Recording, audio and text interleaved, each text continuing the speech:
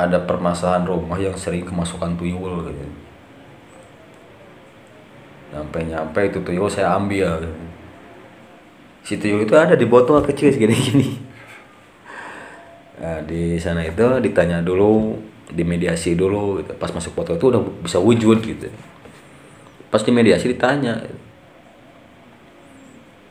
Saya tanya gitu, emang kamu bisa berapa banyak ambil uang kayak gitu? Toh karena tangan kamu kecil. Kata tuyul itu, saya cuman bisa ngambil satu lembar aja. Kenapa nggak bisa lebih? Nah, ada juga yang bisa lebih. Bapak Ada dua karakter tuyul itu. udah tidak bisa? Bukan, kalau budak hidung kayak gitu mah nggak bisa. Nggak bisa. Nggak. Jadi gini, kalau bahasa Sunda itu kecit, tahu kecit? Ya, kecil. Sering dengar kan kecit. Ya. Nah, jadi kecit itu sama halnya tuyul juga, cuma beda karakter. Kalau misalkan tuyul yang biasa-biasa aja itu, yang kebanyakannya itu makannya dikasih sama sesaji kayak gitulah, sesajen. Kecil. Nah, yang dikasih sesajen itu paling bisa ngambil satu lembar. Tapi sering lihat nggak kayak di TV, tuyul digendong sama istri yang punya, Ya. terus nyusu apa? Disusuin Disusuin ya nyusu Apa kayak gitu itu? sama si istri yang punya itu kan itu. Nah, itu bisa mengambil berapapun yang dia mau. Jadi ada dua itu karakternya itu. Satu yang bisa apa pakai sesajen kayak gitu, sesaji lah gitu. Itu yang pakai apa yang makanannya itu pakai sesaji itu cuman bisa ngambil satu lembar. dalam satu hari Ya, enggak satu hari. Bawanya. bawahnya. Nah, jadi kalau misalkan mau ngambil banyak itu bolak-balik. Udah store, cari lagi. Kayak gitulah. Tapi kalau misalkan kalau kata orang Sunda mah kecitnya itu sama tuyul juga. Nah, itu yang kecit atau tuyul itu yang disusuin sama istri yang punya. Jadi itu mah bisa ngambil emas, bisa ngambil uang berapapun atau misalkan sekopor pun bisa itu. Jadi ada dua itu. Tapi macam makhluk seperti itu ada resikonya seperti tumbang ya. Walau alam ya. Ya. Tapi saya pernah ngobrol sama pelakunya langsung. Salah satu dukun di gunung yang mungkin nggak bisa disebutin sama saya namanya ya, gunungnya gitu. Saya pernah datang ke suatu tempat di gunung, datang ke orang itu yang mungkin orang itu suka ngebantu orang buat punya tuyul gitu. Nah, saya ngobrol sama orang itu gitu. Pura-puranya saya itu pingin tuyul gitu. Padahal saya pingin tahu gitu. Pas saya datang ke sana itu, Pak, ini rumahnya Bapak Anu ya gitu. Oh iya, saya sendiri. Nah, pas dia lihat saya itu kayak orang yang marah gitu. Kenapa? Dia kayak gini, langsung mereng-reng kayak gini. Mungkin udah tahu. Iya, dia udah tahu saya siapa gitu.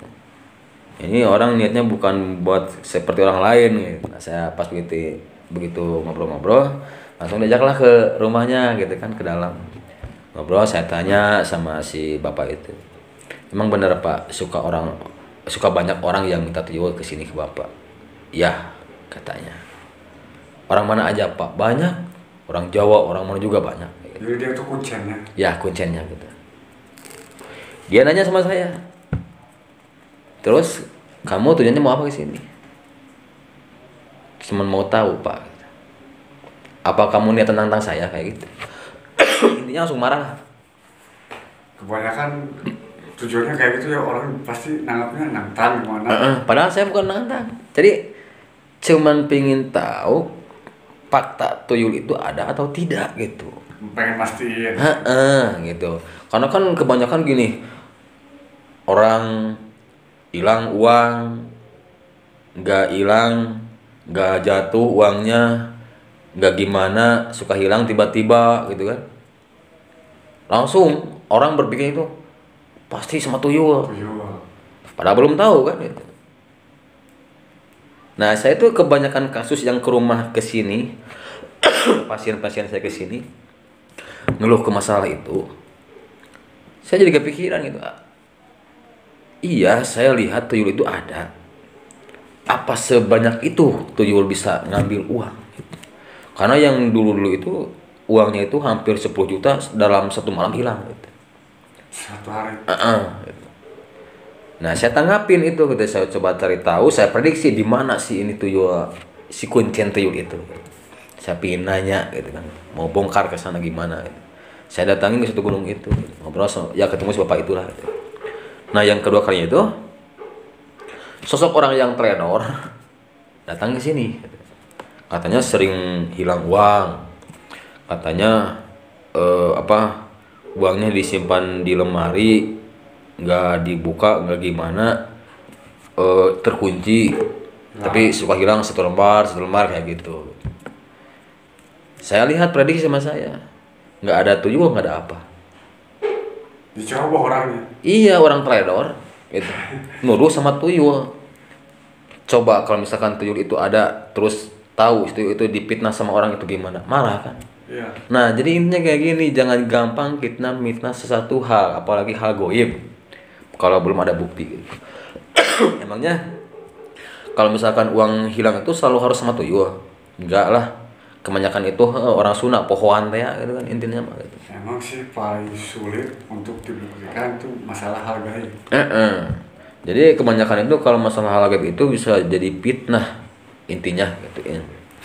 Berarti ya selama ini jadi semua makhluk yang paling bisa ngambil benda padat itu cuma tuyul. Kan uang semacam benda padat. Ya. Kalau di arnatan. Ada juga seperti babi nyepet. Saya pernah ngeinsapin babi nyepet. Babi ngepet kan kalau tuyul kan ngambil pakai tangan. Iya. Kalau babi ngepet Nggak tahu. Tapi kan karena di film, tapi yang saya lihat ya. Pas dulu itu pas si babi nyepet itu lewat, saya kejar. Nah, jadi ada kain di sini. Ada kain yang jadi seperti kalung lah gitu. Nah, kalau secara goib itu si benda-benda itu ya uang atau emas itu masuk ke kain. jadi semacam magnet itu tarik semua kayak gitu. Jadi langsung nggak ada kelihatannya itu, padahal di sini dikantongi. Nah, jadi dulu itu saya kejar. Dulu saya lempar itu babi nyepet dari arah sana pakai keris. Kena kan ke kakinya. Keris itu jatuh, saya ambil, saya pulang ke rumah prediksi orang mana gitu. Kelihatan orang anu gitu. Ketahuan. Jam 2 malam subuh, menjelang subuh itu saya datang ke rumahnya. Yang bukain itu saya ketokin pintunya, yang buka itu istrinya. Nah, kata saya, bapaknya ada bu, ada lagi tidur. Gitu. Dari mana ya? Dari Cihelang, kata saya. Oh, dia langsung ke dalam, keluar si bapak itu. Ininya udah diperban. Saya masuk, ngobrol, saya tanyain gitu. Itu kali kenapa pak? Dia cuma diam aja, nggak ngejawab. Kan pas begitu saya lempar keris itu, si kain itu jatuh. Nah, si kain itu saya bawa ke sana. Pas begitu saya ngobrol, nah ini pak kain bapak ya pak, tertinggal di sana. Dia cuma diam aja, dia gini aja, nunduk aja. Mungkin malu ya. Malu. Karena dia mungkin udah tahu saya gimana, saya siapa lah gitu. Jadi pasti dia udah tahu bahwa saya yang ngejar dia tadi. Gitu. Nah di sana kayak gini lah. Nah ini pak ikatan bapak. Kalau bapak mau ambil lagi, mau pakai lagi, kalau misalkan harta bapak dengan cara begini bisa manfaat, silakan aja, terusin aja usahanya. Kata saya gitu. Nggak ngejawab sepatah kata pun, cuman dia. Kata saya gini, bapak kan usahanya di hal ini, saya nggak bisa ngelarang, karena mungkin ini rezeki bapak dari sini. Tapi kan bapak harus tahu ini antara halal sama haramnya, gitu kan. Nah di sana dia mulai bicara, iya kepepet saya anu. Ya tapi Pak, kata saya, dampaknya ke anak istri gimana? Kata saya nanya, udah berapa banyak yang diambil selama ini? Dari kapan Bapak kayak gini? Katanya itu ada 6 bulanan dulu itu. Saya diajak masuk ke kamar pribadinya, banyak emas, uang, pakai tolombong kojong. Tapi itu uangnya bebas bisa dipakai semaunya atau Ya. ada syaratnya gitu. Tapi nggak nunjukin dia itu. Rumahnya sederhana, nggak besar nggak gimana. Sederhana, jadi nggak menonjolin yang dia punya. Takutnya gimana orang di luaran sana. Gitu. Kata dia kayak gitu. Nah pas begitu saya balik dari kamar itu keluar, saya ngobrol lagi di kursi itu. Kata saya kayak gini, Bapak mau lanjutin usaha kayak gini? Kata saya itu. Yang ini mungkin sebenarnya saya nggak mau, katanya gitu. Cuman kepepet kayaknya. Tapi ya misalkannya orang itu udah persetujuan atau sepakat dengan babi ngepet, terus tiba-tiba dia tuh pengen insaf atau saran, Nah. apa itu susah atau gimana? Ya, nah itu. Perjanjian kan, jadi susah mungkin. Ya pas begitu dia teh pingin berhenti karena takut juga sih dia juga risikonya. Nah dulu itu pernah yang ngomong sama saya kayak gini, sebenarnya pingin berhenti, tapi saya itu terikat sama perjanjian. Jadi sama perjanjian itu. Sama ratu babi yang bikin dia terpuruk di sana. Gitu.